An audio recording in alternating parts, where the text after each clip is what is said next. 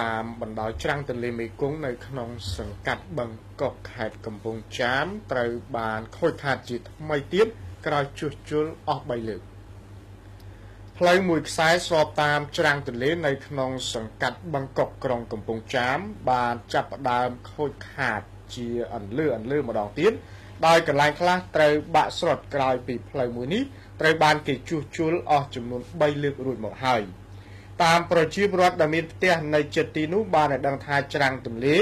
បានបាក់ក្រោយពីមានភ្លៀងធ្លាក់កក់ខែ1មេធំ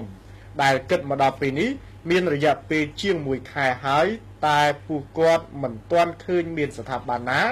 ចុះមកជួសជុលនៅឡើយទេគឺតាំងតែពីបាក់តិចមកម្លេះគាត់បានបន្ថែមទៀតថាកន្លែងបាក់នេះកន្លងទៅបានធ្វើការជួសជុល3លើកហើយតែគាត់ឃើញថាมันបានប៉ុន្មានក៏បាក់ខូចខាតទៅវិញមិនដឹងមកពីមូលហេតុអ្វីដែរពួកគាត់បានសម្ដែងក្តីកង្វល់ថានៅក្នុងរដូវវស្សានេះនៅពេលដែលទឹកឡើងមកគឺនឹងអាចបណ្ដាលឲ្យបាក់បន្ថែមទៀតនិងបន្តទៅបាក់ដល់ដីផ្ទះរបស់ពួកគាត់ផងប្រសិនណាបើមិនប្រញាប់ជួសជុលឲ្យបានទាន់ពេលវេលានោះទេ